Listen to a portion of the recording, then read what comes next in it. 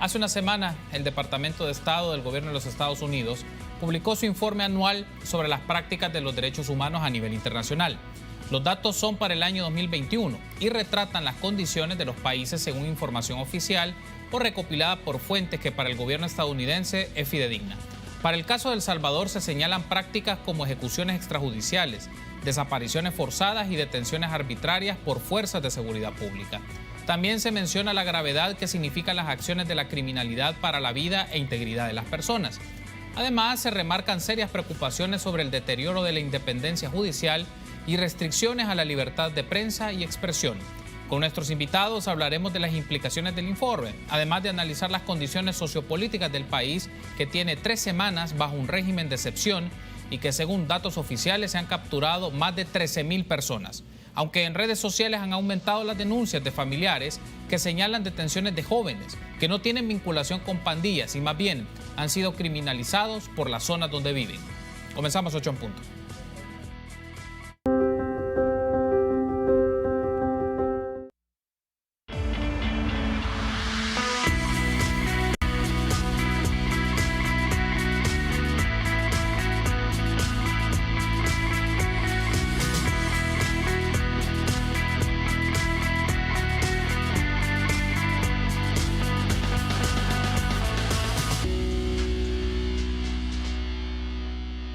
Muy buenas noches, qué gusto que nos acompañe en una nueva emisión de 8 en punto. Carlos Monterrosa les saluda, martes 19 de abril del año 2022. Estamos en vivo en Canal 33 para hablar sobre el régimen de excepción, las condiciones sociopolíticas del país y también comentar un poco una publicación que se hizo hace una semana por el Departamento de Estado del Gobierno de los Estados Unidos sobre un informe del estado de los derechos humanos a nivel internacional. Antes de dar paso a una nota que nos permita hacer la discusión y generar el debate con nuestros invitados, paso a presentarlos. Le doy la más cordial bienvenida a Ruth López, jefa de anticorrupción de Cristosal, y Eduardo Escobar, director ejecutivo de Acción Ciudadana. Buenas noches, Ruth, bienvenida, qué gusto. Muy buenas noches, muchísimas gracias por el espacio. Es un placer estar contigo y con Eduardo esta noche y con la audiencia. Gracias por tomar la invitación, Ruth. Qué gusto que nos acompañe. Eduardo, bienvenido, qué gusto nuevamente. No, gracias, Carlos, siempre un gusto. Un saludo a la audiencia y a Ruth. Gracias por estar con nosotros y como lo había mencionado, quiero pedir a producción si nos puede poner en pantalla una nota que nos va a permitir tener un contexto de uno de los temas que vamos a desarrollar en el transcurso de esta hora. Veamos. De acuerdo al presidente Nayib Bukele, más de 13,500 personas han sido capturadas durante el régimen de excepción que suspende los derechos de libertad de asociación y garantía el debido proceso. Para diputados de Nuevas Ideas, los resultados son positivos, por lo que no descartan apoyar una prórroga si el gobierno así lo solicita. Yo creo que si eso le va a traer tranquilidad a los salvadoreños, hay que seguirlas apoyando. Y yo puedo decirles que si el presidente lo solicita, cuenta con mi voto. De que si nosotros creemos todavía que existen pandilleros, que si existe zozobra y que la misma gente nos dice que si existe, debe de existir continuidad en este régimen de excepción, se puede prorrogar con una nueva iniciativa del Ejecutivo. La oposición dice que es difícil apoyar una prórroga cuando hay denuncias de capturas arbitrarias. También piden rendición de cuentas de parte de las autoridades. Que debe partirse justamente de un informe de cómo esto ha sido implementado y cómo realmente va a contribuir a que el flagelo de la inseguridad se elimine. Yo no daría mi apoyo a una prórroga por todas esas circunstancias que han acontecido, que no se justifican y que tampoco ha habido una rendición de cuentas. El oficialismo habla de un mínimo margen de error en las capturas y que al final las personas son absueltas. Pueden pasar casos de esa forma, pero está en nuestro deber también solicitar a las autoridades que esos casos que se identifiquen puedan ser solventados de la forma más rápida posible. Nosotros no queremos afectar a la población. Por su parte, el partido Arena señala que el régimen de excepción se utiliza solo por un cierto tiempo y que cuando la situación que lo ha generado ha cambiado, se tienen que volver a aplicar las leyes ordinarias. Si lo que motivó el régimen de excepción son una alza en los homicidios, pues esa alza en los homicidios ya se contuvo.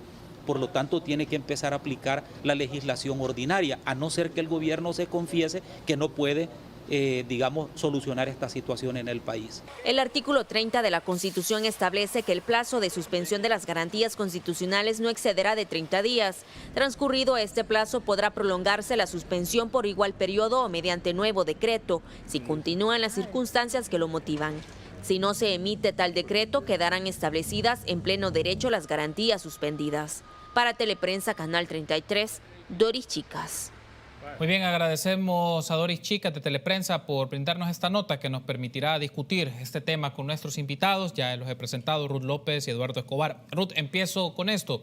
En el caso de Cristosal, hasta el momento, por los registros que ustedes pueden tener, ¿cuántas denuncias tienen, por ejemplo, de detenciones arbitrarias o por lo menos detenciones de personas que en principio no están vinculadas a grupos criminales o a pandillas, o que ustedes le están llevando seguimiento para asistencia legal o por lo menos seguimiento de las condiciones de estas personas? Cristosal tiene una plataforma abierta de manera permanente para presentar cualquier denuncia por vulneración de derechos humanos. Sin embargo, desde que fue aprobado el régimen de excepción hasta ahora, hay casi 100 casos que se registran por detenciones arbitrarias. Y en un inicio hubo algunas denuncias que también se presentaron por las condiciones en los centros penitenciarios, pero esa ya no es la que más se están presentando en estos momentos. Ya estas ahorita han sido sustituidas casi todas por vulneraciones y por detenciones arbitrarias. Yo creo que es importante resaltar que en el perfil que nosotros hemos estado levantando, es un informe que se va a presentar durante esta semana con otras organizaciones que también han abierto sus plataformas para recibir denuncias por detenciones arbitrarias. Es relevante cómo son hombres jóvenes los que han sido detenidos, pero que además residen en zonas vulnerables. Y quienes están haciendo las denuncias en su generalidad, casi yo podría decir que excepcionalmente es un hombre, pero normalmente son mujeres, madres, hermanas, compañeras de vida, esposas, etc. Entonces, creo que esos son algunos rasgos característicos que nos están dando algún tipo de información de cómo se están produciendo las capturas. Hoy nosotros presentamos como Cristosal con APES una inconstitucionalidad y llegamos a la zona del centro de gobierno y pudimos observar cómo la PGR, las afueras de la PGR está inundado de personas. Es increíble la cantidad de gente solicitando información de los detenidos. Aquí hay un tema que es importante tener en cuenta, y ahora paso con Eduardo, de lo que nos mencionaba Ruth. Eduardo, bajo estas condiciones de régimen de excepción y la supresión, por lo menos, o suspensión de garantías constitucionales, según se aprobó en el decreto legislativo, ya hablaremos sobre un escenario, posibilidades de que se pueda prorrogar, pero eso será más adelante. ¿Qué implica de instituciones que en principio están diseñadas para el control de este tipo de actividades? Ruth ya mencionaba la Procuraduría General de la República, y otra que debe ser clave es la Procuraduría para la Defensa de los Derechos Humanos. Entonces, ¿qué se debe y qué se podría esperar, si, digamos, contrastándolo con la realidad también de estas instituciones en la condición que se encuentra el país de régimen de excepción y toda esta serie, ya miles de detenciones que ha hecho el gobierno? Bueno, lo primero que habría que decir, Carlos, que cada una de estas instituciones, llámese Procuraduría para la Defensa de los Derechos Humanos, la Procuraduría General de la República y la Fiscalía, en este momento tienen un rol primordial según cada una de sus competencias. La Fiscalía está obligada por Constitución a investigar y fundamentar una acusación contra una persona que se presume ha cometido un delito. Pero ahí es donde viene la investigación, y la investigación no se hace en 5 días, no se hace en 10 días. Ese es un tema que hay que tener en cuenta. Luego, la Procuraduría General de la República da asistencia legal para aquellas personas que no puedan costearse un abogado particular para que ejerza su derecho de defensa técnica, o sea, el detenido pueda. Y la PDH pues tiene que monitorear que no se estén dando violaciones a derechos fundamentales de diferente índole. Por ejemplo, el tema de garantías judiciales básicas que no pueden ser violentadas. Entonces, eso es el rol que deberían de jugar o que deben de jugar cada una de estas instituciones. Pero acá, y con tu pregunta, es importante señalar algo.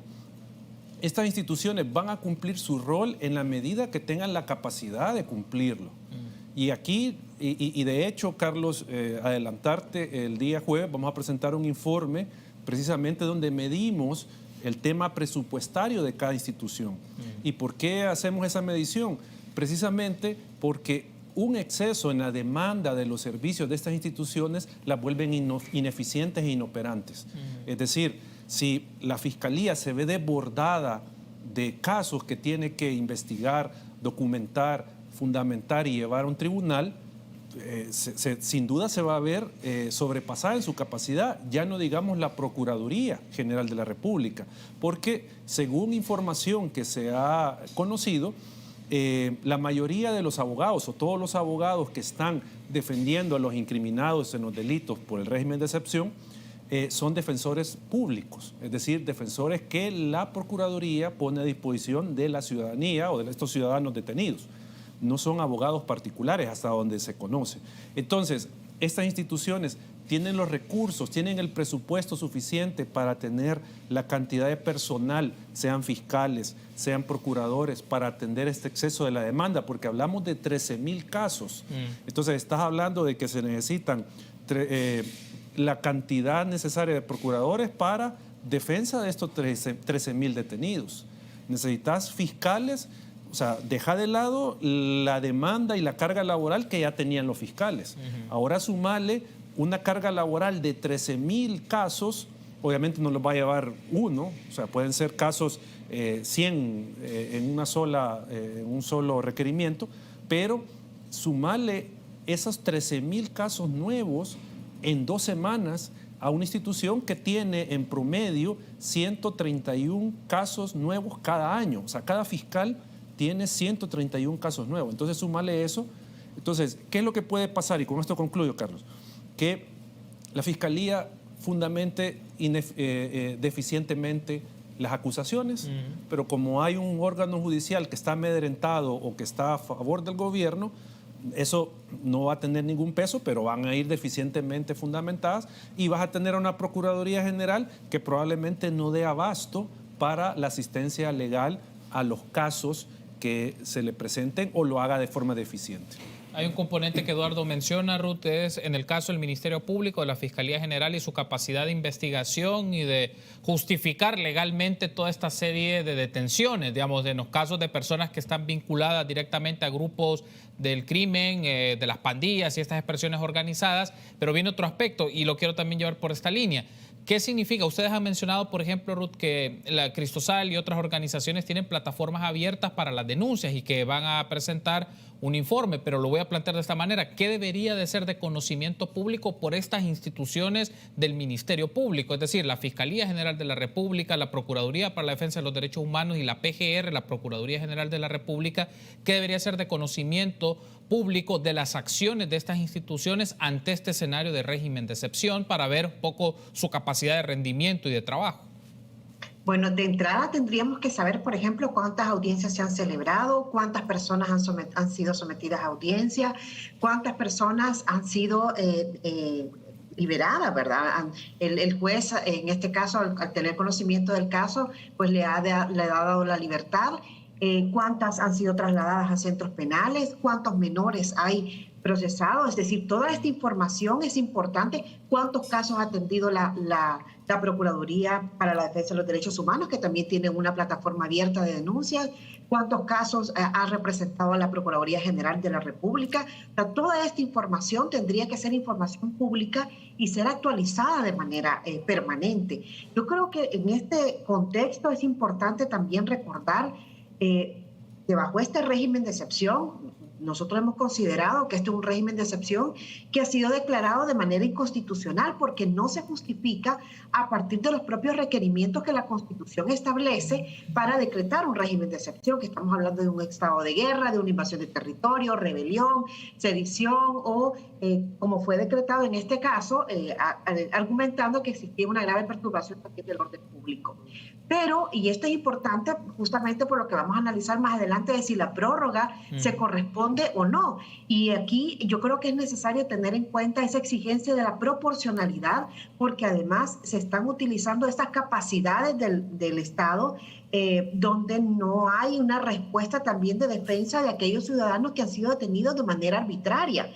Y hoy decía un diputado, algo así como que es lo que se estaba, o alguien, no sé, en redes, decía, lo que están preocupados decía, es por la sobrecarga del sistema. No, aquí, o sea, la sobrecarga del sistema lo que implica es vulneraciones de derechos de ciudadanos que han sido llevados y que están siendo procesados realmente sin tener una responsabilidad, sin tener una vinculación con ningún grupo criminal. Hay un aspecto con esto también que implica el nivel de investigación judicial sobre esto, o investigación del delito de la Fiscalía y luego el proceso que se lleva a nivel judicial, Eduardo, pero es la clave que podría parecer sencillo decirlo, pero la distinción entre personas que tienen vinculación directa o en prácticas criminales con las pandillas, como aquellas personas que no la tienen, pero simple y sencillamente el pecado, por llamarlo de esta manera, es vivir en zonas con complejidades, con dificultades, o zonas que las pandillas manejan o han controlado, digamos. Entonces, ¿qué marca un poco la lógica de la distinción entre esto, en que las personas que están vinculadas a esto se lleva un proceso de investigación y se judicialice, y aquellas personas que no, pero viven ahí, pero han sido llevadas, capturadas o han sido detenidas? Es que en esa parte, Carlos, es donde debería de funcionar el sistema, en el sentido que la Fiscalía, en primer lugar, la policía, proceda a detenciones con justa causa, es decir, que se haya fundamentado la detención administrativa que se va a llevar adelante. Y esta fundamentación tiene que ver con que las personas que van a ser detenidas tengan algún grado razonable de participación en el hecho. Entonces, si no se da eso, entonces estamos en un problema, porque va a pasar lo que tú dices, se detienen personas que no tienen nada que ver, aunque vivan en comunidades de peligro, ¿verdad? Se van a detener. Y para eso, obviamente, la policía tiene que tener, digamos, su aparato de inteligencia, el Estado, el aparato de inteligencia, para determinar que efectivamente todas estas personas tienen algún grado de participación en delitos. Entonces, ahí es donde, en primer lugar, debería de funcionar este aparato de inteligencia para demarcar quiénes son y en qué zonas están operando y qué delitos se les imputan a estas personas. Y luego la Fiscalía, a la hora de proceder a las detenciones, de proceder a emitir orden de detención o lo que fuera, también tener suficientemente fundamentado esa detención. Y eso es lo que no está pasando. O sea, se está... porque seamos realistas, en términos prácticos, ¿cómo en 5 días se va a poder investigar y determinar que estas 13,000 personas detenidas tienen alguna vinculación con algún hecho delictivo? ¿Con cuál? ¿Con cuáles? ¿Qué es lo que han hecho? O sea, entonces ahí es donde se da el margen a la arbitrariedad. Que, ojo, no estamos diciendo que no se detenga a aquel que efectivamente ha cometido un delito y que se pueda comprobar, sino que estamos hablando de que se está haciendo una detención sin un fundamento suficiente para que sea válido desde el punto de vista constitucional. Muy bien, tengo que hacer una pausa, pero al regresar en el siguiente bloque hablemos con Ruth y con Eduardo de temas vinculados. Es decir, se está en mención en el ambiente las posibilidades de que se pueda hacer una prórroga del régimen de excepción, pero también hay decisiones que se han estado tomando en el transcurso de esta jornada en la Asamblea Legislativa vinculadas a crear más condiciones o capacidad penitenciaria. Entonces, ¿qué elementos marcan esto alrededor de una apuesta de que el gobierno pueda pedir una prórroga ante la Asamblea Legislativa de este régimen de excepción? Y también un poco qué ha marcado la discusión o los posicionamientos comunicacionales en redes sociales, que se habla de daños colaterales que son pequeños de un 1%, o el tema del que nada debe, nada teme. Estos aspectos, ¿qué significa? Es decir, ¿qué elementos marcan la discusión y análisis del pulso de las opiniones sociopolíticas de este régimen de excepción? Usted puede interactuar con nosotros a través de las plataformas digitales. Sus preguntas o comentarios los puede hacer en los espacios que ve en pantalla. Saludamos cordialmente a todos aquellos amigos y amigas que tienen siempre la gentileza de sintonizar este programa por YouTube o por Canal 33 y también por 7 en cable. Ya volvemos.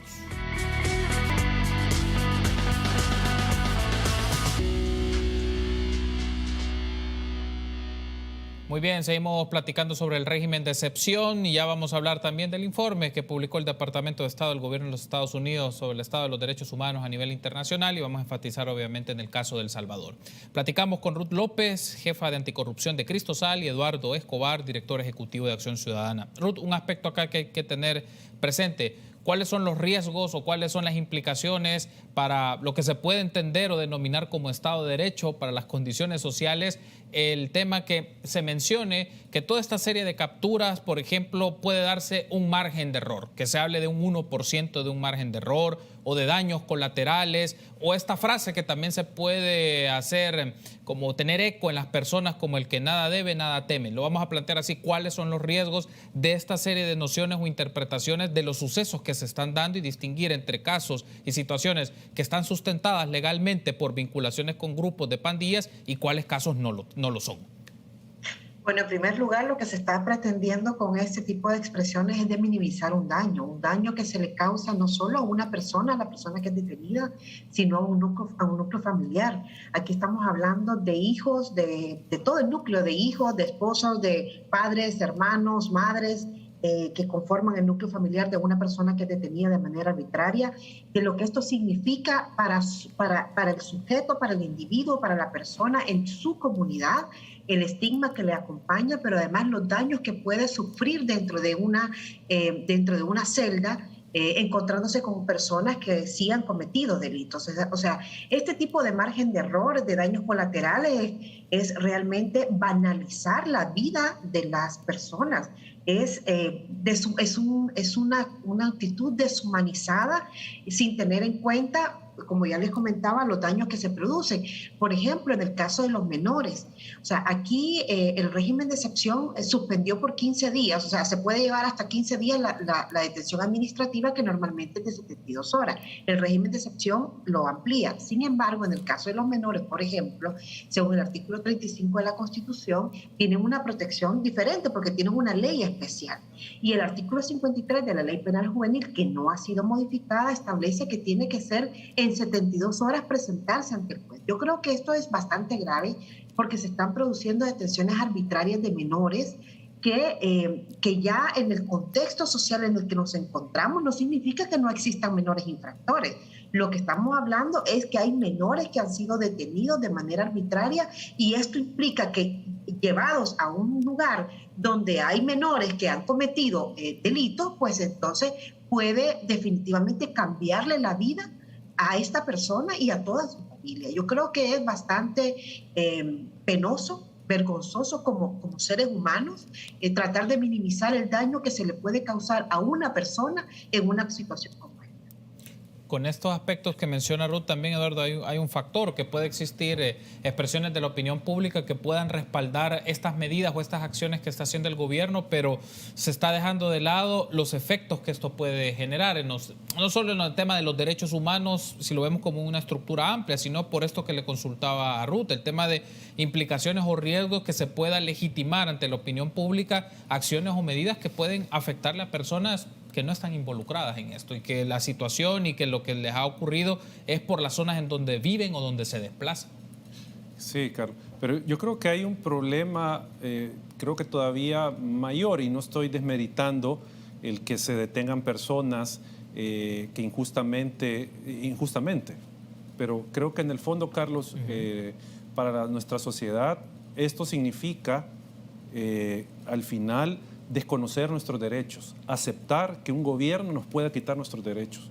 Eso creo que en el fondo está de por medio. Es decir, que una sociedad tenga que renunciar a su presunción de inocencia, a su libertad de expresión, a su libertad de movilidad. Eso es lo que está de por medio acá, de que incluso hay quienes pierden estos derechos aplaudiéndolo. O sea, diciendo, está bien que lo hagan porque nos están defendiendo.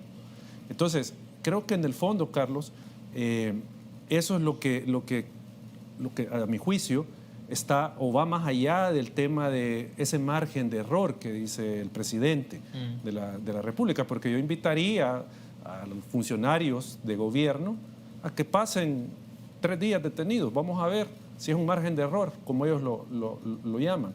O sea, al final es una forma, todo este discurso, toda esta narrativa del gobierno, del que nada debe, el que nada teme, el que nada debe, nada teme, es, digamos, una forma de que aceptemos que nos pueden quitar los derechos. Ahora, hay un asunto sobre la mesa también, vuelvo ahora con Ruth, es la posibilidad de que se extienda este régimen de excepción. ¿Y qué significaría esto? Si lo pensamos en, bueno, evidentemente más cantidad de personas capturadas, los procesos, el tema de la judicialización de esto, que hay que observar también la forma, el mecanismo en cómo esto se lleva a nivel judicial y como ya hablábamos en el segmento anterior, cómo la Fiscalía General sustenta los casos que lleva aquí y en el cual se puede hacer garantías, si se puede llamar de esta manera, de investigaciones bajo estos mecanismos. Pero el tema es que, digamos, si lo pensamos en el corto plazo, ¿qué implicaría que una discusión en el transcurso de esta semana o en la próxima, que la Asamblea Legislativa decida prorrogar el régimen de excepción por 30 días más? Antes de entrar en el tema de la prórroga, yo creo que hay otro elemento que es necesario abordar, que es la deshumanización social que se está produciendo a partir también de estas denuncias que se pueden realizar entre los mismos ciudadanos, ¿verdad? O sea, estamos hablando aquí no estamos hablando de la denuncia que se puede interponer porque conozcamos de la existencia de un delito, que eso es una obligación de todo ciudadano y ciudadana. El tema aquí está en cómo se está vinculando a personas, ya sea porque hay una rencilla familiar, porque hay un antecedente de una discusión entre dos personas de la misma comunidad, y que esto pueda llevar a detenciones arbitrarias. Esto ya está pasando y yo creo que es necesario tomar en cuenta lo que esto implica socialmente. O sea, creo que desde la psicología social, creo que los sociólogos tendrían que estar analizando esto seriamente. Esto es un trauma para la sociedad y además nos está marcando como sociedad y va a marcar el futuro de este país. Ahora, con el tema de la prórroga, bueno, definitivamente estamos frente a un uso arbitrario y ante la normalización de los poderes de emergencia y la normalización de la vulneración de los derechos de los ciudadanos y las ciudadanas. Pero además estamos frente a esos abusos de autoridad también que se están ejerciendo, a la normalización de ese abuso, como ya comentaba efectivamente Eduardo. Yo coincido totalmente con esto. O sea, las personas han hecho una renuncia a sus derechos y a la renuncia, incluso incorporan a esa renuncia a sus derechos también de su familia, frente a un Estado que está siendo un Estado agresor, un Estado además muy invasivo, y además demuestra también una ineficacia, ¿verdad? Yo creo que esto está demostrando que el Plan Control Territorial, y creo que hay que decirlo con todas las letras, el Plan Control Territorial no es más que un bluff propagandístico que realmente no tenía ningún sustento, no representaba ninguna política pública de seguridad. Y esto, por supuesto, trae cuestionamientos sobre ¿y dónde están los fondos? ¿Qué se hicieron todos estos fondos? Etcétera.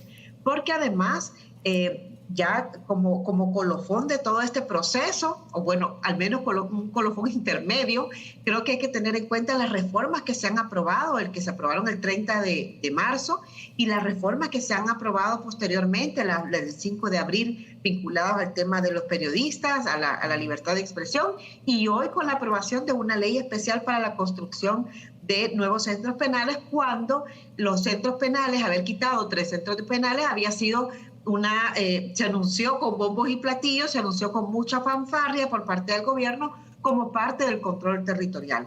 Sin embargo, de este famoso plan, que evidentemente no solo existió en un papel, para ser manipulado por el mismo gobierno, pero que al final lo que nos está demostrando es que las políticas gubernamentales pues han sido ineficaces y que además hay mucha falta de transparencia en las políticas de seguridad. Bien, sobre este mismo aspecto que menciona Ruth, Eduardo, ¿qué elementos hay que observar con más detalle de lo que ya se ha pasado 2 semanas, 3 semanas, si eso se decide prorrogar por 4 semanas más? O sea, si se decide mantener una práctica de régimen de excepción y los derechos que en este momento estarían suspendidos, pues se mantendrían por 1 mes más. ¿Qué elementos hay que observar? Se ha tratado para lo que ha pasado en estas semanas, pero ¿qué cosas se podrían o agravar o situaciones que hay que prestar todavía más atención y ver en acción y operación de las instancias de seguridad y del Estado mismo? Es que, en primer lugar, Carlos, creo que hay que decir que en este momento se está en un estado de inconstitucionalidad. Es decir, hay un régimen de excepción adoptado de forma inconstitucional que está afectando derechos fundamentales de las personas. Eso es, digamos, un primer punto. Entonces, ante eso, no podemos decir que es válido prorrogar una medida inconstitucional. O sea, en primer lugar, esto suena hasta tonto, puede sonar, pero o sea, si es algo que es inconstitucional, no se puede estar prorrogando en primer lugar. Lo otro, si aceptaras en algún momento de que era necesario el régimen de excepción y que es constitucional como lo adoptaron, habría que entonces ir a ver la necesidad de la medida. O sea, porque no es en automático que se debe de prorrogar un régimen de excepción. No hablemos de este régimen de excepción, hablemos de un régimen de excepción en general, no de este. Se tiene que observar que está presente la causa que generó adoptar el régimen. Digamos, en un caso de una guerra, se adopta un régimen de excepción porque está el conflicto armado, pero imaginémonos que ese conflicto dura 25 días y al 30, al día 30 que se ha adoptado un régimen de excepción, desapareció la causa que originó que se adoptara ese régimen de excepción. Entonces, no se puede prorrogar. Entonces, ese es un primer aspecto. Y ahí, al caer en cuenta cuál fue el origen, de nuevo caemos o llegamos a que era un régimen de excepción adoptado contra la Constitución. ¿Por qué? Porque la criminalidad, y esto yo sé que la gente del gobierno lo va a tergiversar, lo que voy a decir en este momento, pero eso, digamos, es una situación que ya se había normalizado, era el día a día, vivir con criminalidad, con las pandillas y todo. Y no estoy diciendo que sea bien, que esté bien, antes de que lo vayan a tergiversar. Lo que quiero decir es que no era una situación extraordinaria, más allá de lo que dice la Constitución, de una grave alteración al orden público. No estábamos en presencia de eso. Entonces, si no se estaba en presencia de esa excepcionalidad, entonces no había una causa justa para emitir este régimen de excepción, mucho menos para prorrogarlo. Igual, se puede decir otro argumento. Bueno, si ya no hay 80 asesinatos en un fin de semana, entonces ¿para qué se va a prorrogar el régimen de excepción? Y como decía Ruth, bueno, y no está el plan de control territorial. ¿Para qué entonces un régimen de excepción si ese plan es el que combate la criminalidad? Antes de irme a la pausa, aquí hay un elemento que ha mencionado Eduardo y le consulto para escucharle a usted también sobre ello, Ruth.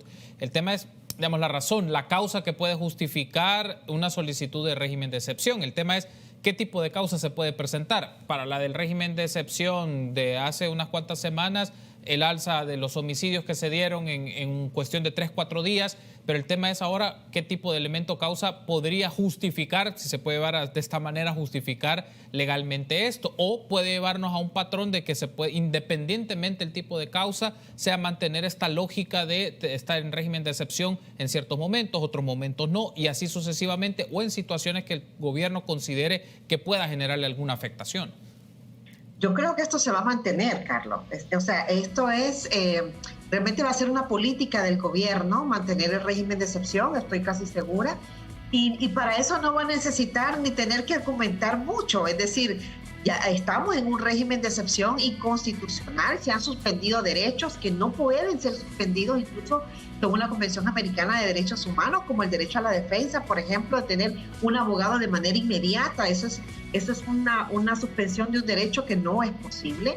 Pero lo importante en este momento es tener en cuenta que el gobierno no necesita buscar una justificación más allá que decir, miren, ciudadanos, necesitamos seguir teniendo esta tranquilidad que hemos logrado y por tanto pedimos 30 días más. Y con eso será suficiente. Es decir, si ni siquiera pudieron argumentar el anterior, donde hubo 87 asesinatos, menos van a poder argumentar en este momento. Pero además hay que tener en cuenta algo.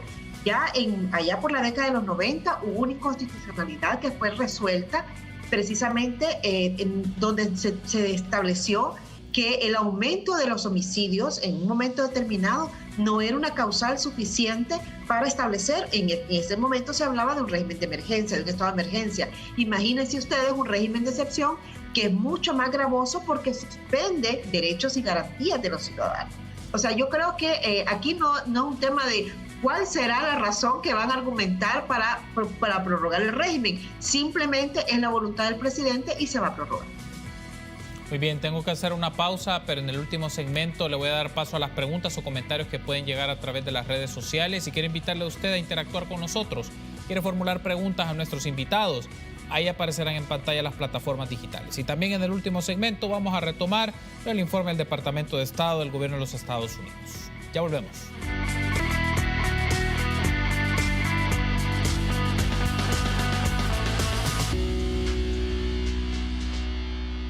Último segmento, antes de dar paso a las preguntas o comentarios que están listas para poner la producción en unos instantes, quiero aprovechar y no pasar por alto esto, porque era uno de los temas también que quería discutir con nuestros invitados. Eduardo, como sabemos, hace una semana aproximadamente el Departamento de Estado del Gobierno de los Estados Unidos publica un informe que es anual sobre el estado de los derechos humanos a nivel internacional, señala distintos países y tiene un capítulo para el caso de El Salvador. El tema aquí en concreto, y lo planteo así, Eduardo, es este tipo de informes, digamos, ¿qué utilidad brinda o qué utilidad ofrece en el sentido de qué información puede presentarse ahí que puede resultar novedosa por la fuente, por la recopilación y que viene sustentado o por lo menos es base para el Departamento de Estado del Gobierno de los Estados Unidos de lo que está ocurriendo en el país? Entonces, ¿qué utilidad le podríamos identificar en primera instancia a este informe? Y también, ¿qué novedoso puede existir de cosas que también ya se han venido sistematizando por organizaciones, por investigaciones periodísticas, entre otras? Bueno, en primer lugar, lo que demuestra es el grado de cumplimiento de parte del Estado en cuanto al respeto a los derechos fundamentales y otras garantías básicas. Y eso es lo que nos muestra al final este reporte, es que en el caso salvadoreño, si bien, y con esto yo lo resumiría, si bien el gobierno está legitimado democráticamente para ejercer el poder, en su ejercicio de poder está cometiendo abusos, está violando derechos, y incluyo aquí igual a la bancada de Nuevas Ideas que ha secundado las decisiones del gobierno en esa medida. Entonces, el reporte en general es un llamado de atención que hace el gobierno de Estados Unidos a los gobiernos, en este caso el gobierno salvadoreño, respecto de actuaciones que, como digo, si bien están legitimados por la población para gobernar, están en contra de la misma población. Porque al final, este tema de derechos humanos, hay que tratar de quitar esa narrativa del gobierno que sirve para defender delincuentes. Los derechos humanos, hablar de ellos, no es para defender delincuentes, sino que para, en este caso, evaluar si el gobierno está cumpliéndonos a nosotros como ciudadanos, respetándonos nuestros derechos. Entonces, eso diría yo sobre el informe, Carlos. Ahora, hay un aspecto, Ruth, siempre sobre este tema de este informe, que es recurrente, o sea, cada año se da a conocer, pero el punto es acá, claro, estos fueron datos o situaciones de hechos en el transcurso del 2021, pero también se van mostrando patrones de prácticas que El Salvador ha tenido históricamente. El tema aquí es ver cómo también bajo esta perspectiva y verlo en su justa dimensión, un informe de estas características y los datos que están ahí nos permiten develar cosas o conocer algunos elementos que probablemente no se habían enfatizado y otros que refuerzan situaciones que ya se venían investigando, que ya se venían conociendo y que eran parte de la discusión a nivel país. Sí, a ver, este informe tiene 7 secciones. La primera es el respeto a la integridad de las personas, el respeto a las libertades civiles, a participar en un proceso político, el tema de corrupción y de la falta de transparencia, la postura gubernamental hacia las investigaciones internacionales y no gubernamentales de presuntos abusos de derechos humanos, de violaciones, discriminación y abusos sociales y por último el tema de derechos laborales. Es un informe bastante amplio, sin embargo, yo creo que todavía hay elementos que no aborda. Es bien interesante porque sí, hay una recopilación muy exhaustiva de algunos temas, como el caso de seguridad, por ejemplo. Sin embargo, hay otros como vulneraciones que se dan, por ejemplo, a la libertad de expresión que no han sido registrados, como las limitaciones que se dan en el derecho a la protesta, por ejemplo, en el caso de El Salvador, o el caso de la aprobación de la ley del proyecto, no aprobación, sino de la presentación del proyecto de la ley de agentes extranjeros, o temas como el de los espías digitales, la aprobación de esa reforma. Yo creo que es importante, el informe es bastante exhaustivo, es bastante amplio, en temas de seguridad. Esto es un informe, no es un informe cualquiera, es un informe que va al Congreso y esto va formando parte del expediente país. Por ejemplo, en el caso de Panamá se acaba de firmar un convenio, un acuerdo sobre temas migratorios. Eso es un tema que para nosotros es sumamente relevante y que tendría que tenerse o que tendríamos que estar buscando firmar o que el gobierno salvadoreño estableciera una relación de una manera distinta a la que está estableciendo. Yo recuerdo los primeros días del gobierno del presidente Bukele, como la canciller decía que no se podía tirar, no podía dispararse en el pie, ¿no? Precisamente una relación tan importante como un socio estratégico, pero además hay que tener en cuenta que este tipo de informes, más allá del Congreso, también como país, o sea, el informe que está haciendo Estados Unidos tiene tendrá una relación directa con el Fondo Monetario, donde el Estados Unidos es el principal socio. Entonces yo creo que este tipo de elementos, hay cosas que llaman mucho la atención en el informe, como el reconocimiento de la falta de la apuesta de la lucha contra la corrupción, específicamente en el caso del gobierno. Creo que eso es un tema que además lo dice expresamente. También recuerda al Estado algunas obligaciones que no ha cumplido, como el tema de la regulación del servicio doméstico, que es una sentencia que está desde el 2020, de la regulación sobre la seguridad social del servicio doméstico, también el tema del salario mínimo, el servicio doméstico. Hace una recopilación muy importante sobre las vulneraciones a la libertad de expresión y también sobre las vulneraciones de los periodistas. Hoy que precisamente que fue aprobada esta reforma de las leyes Mordaza, estas reformas Mordaza, y uno ve la narrativa del gobierno durante todo el periodo, era clarísimo que algo así iba a pasar, justamente porque hay declaraciones del ministro, por ejemplo, de Seguridad, que iban en ese sentido, ¿no? O el tema de establecer algún tipo de limitaciones para la exposición de alguna información desde la seguridad pública. Entonces, además, por ejemplo, en el ámbito laboral, llama la atención el señalamiento que se hace sobre el Ministerio de Trabajo de que no ha cumplido con aquella protección de los menores y en cuanto al trabajo infantil. O sea, hay señalamientos como este que realmente normalmente no están en la agenda nacional, es decir, no los tenemos registrados de manera permanente. Muy bien, vamos a dar paso a preguntas o comentarios que han llegado a través de las redes sociales y así interactuar con la audiencia, y otros que también están llegando y voy a leer. Melvin, lastimosamente cuando son colonias peligrosas no solo es el pandillero el que comete el delito, sino que están involucrados colaboradores, incluso familia, y hemos visto muchos ejemplos en estos días. Ese es el comentario de Melvin. Daniel, pregunto a los panelistas, ¿cuáles son sus propuestas para solucionar el problema de la violencia en el país? Yo entiendo las posturas de los defensores de derechos, sin embargo, para el ciudadano promedio que vive en las zonas de incidencia de pandillas, las medidas son adecuadas. María José, no se debe de ver el fenómeno de las pandillas como un hecho aislado. Ellos son parte de las comunidades, sus familias se ven inmiscuidas en sus actividades criminales. El estado de excepción ha dado la pauta para capturar a hechores. Sofía, buenas noches, 8 en punto. Quisiera hacer mi participación. En lo personal, creería que sería la mejor opción ampliar el régimen. De verdad siento que está funcionando, créanmelo. Yo vivo en un lugar de alto riesgo y efectivamente han arrestado a los pandilleros.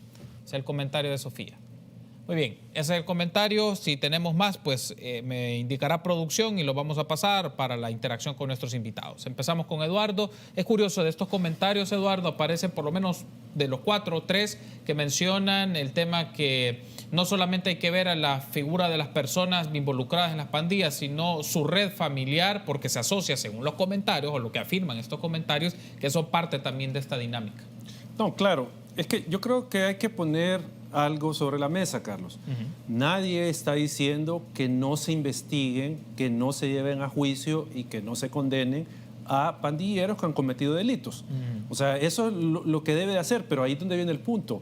Tiene que ser una investigación real dentro de una política pública, acciones estatales reales. O sea, eso es lo que tiene que pasar. No, como decía Ruth, un bluff ahí de propaganda, el plan de control territorial. O sea, tiene que ser, al final, como digo, acciones reales, concretas de las instituciones del Estado donde investiguen, acusen, juzguen y sentencien a los que han cometido delitos. O sea, así de simple. Porque decía ahí una televidente que sí está funcionando, pero yo le pregunto, ¿qué le impedía al gobierno hacer lo que está haciendo ahora? ¿Qué le impedía? No hay nada que le impedía hacer eso. Simplemente no lo hacían porque no querían. Porque no podemos encontrar otra explicación. Y le cuento a la amiga que dice esto. Régimen de excepción. Pero si la PNC podía montar operativos y llegar a detener a los pandilleros y ya los tenían localizados, ¿por qué no lo hacían? Que necesitaban el régimen de excepción para la intervención de las telecomunicaciones. Si hay una ley de intervención de telecomunicaciones vigente, hay una ley de proscripción de pandillas, donde hay también en el Código Penal sanciones por delitos y por pertenecer a pandillas y todo esto. Entonces, no había nada que le impidiera al gobierno proceder contra los pandilleros. No había nada. Simplemente, y esto lo decía Ruth, el gobierno, ante la situación económica, ante que ya el tema de la pandemia no es el que le genera aplauso, necesita poner en la opinión pública un tema para ganar aplausos. ¿Y cuál es el tema? El terror de las pandillas. Y eso es lo que está haciendo el gobierno, usando ese tema para ganar aplausos con miras a la elección, con miras a tener siempre a la gente aplaudiéndole. Porque yo le pregunto a la gente, en serio, ¿qué impedía al gobierno ir a traer a los pandilleros que le estaban extorsionando? ¿Qué le impedía? No había nada. No había nada que le impidiera al gobierno hacer eso. Entonces, ahí es cuando uno ve que son medidas en realidad populistas, que la ciudadanía, si bien puede decir está bien, pero tienen que analizar por qué no lo había hecho el gobierno en 3 años hacer esto y por qué hasta ahora. Muy bien, ahora escuchamos a Ruth tener sus reacciones también de estos comentarios o reacciones que ha brindado algunas personas que tienen la gentileza de interactuar con nosotros. Sí, muchas gracias. Bueno, en primer lugar es necesario mejorar las capacidades de investigación. Es decir, parece increíble que con la cantidad de recursos que han sido destinados para el tema de seguridad, o sea, son préstamos y préstamos y préstamos en el tema de seguridad y no estamos viendo los resultados. O sea, necesitaron de un régimen de excepción para hacer unas capturas que realmente no eran, o sea, no se requería un régimen para hacer ese tipo de capturas, ¿no? Esto es la parte de una actividad habitual y al parecer, ¿cómo era posible? Vaya, vamos a pensar, ¿cómo es posible que al día siguiente ya había más de 1,000 personas detenidas? Es decir, sabían quiénes eran, sabían dónde estaban y por qué no lo hacían, justamente como ya decía Eduardo. Es necesario apostarle a la educación.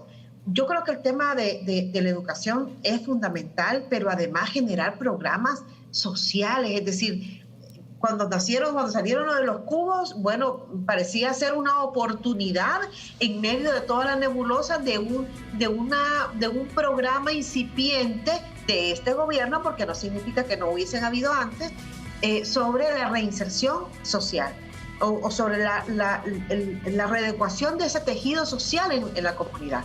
Sin embargo, hemos visto que tampoco, por eso yo digo, en esas etapas que no conocidas del Plan Control Territorial, bueno, hablaban de un montón de construcciones y de elaboraciones de planes y de proyectos y programas. Bueno, hasta 3 centros penales cerraron, ¿verdad? Entonces, justamente creo que es necesario establecer esa diferencia entre el combate al delito o la lucha contra el delito y otra cosa es el uso de recursos públicos para un esquema de propaganda, que es definitivamente frente a lo que estamos, porque además la gente está cansada. La gente está harta de las pandillas. O sea, las pandillas realmente causan mucho daño en la comunidad. Es decir, no solo causan muerte, sino también están vinculadas a la extorsión, etcétera. O sea, realmente hay una sociedad cansada de las pandillas. Y es normal. O sea, frente a tanta vulneración también de los derechos de la ciudadanía, es normal. Pero eso no significa que ese enemigo vaya a ser el pretexto precisamente para la vulneración de derechos de ciudadanos que no han cometido delitos.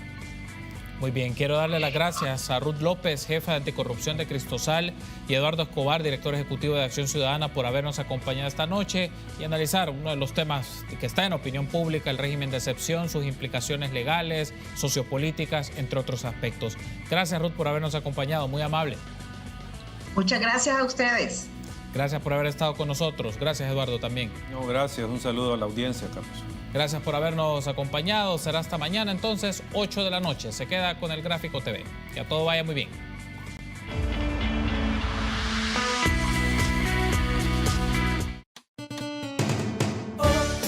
Recetas de cocina, Nutrimanía, regalos, concursos.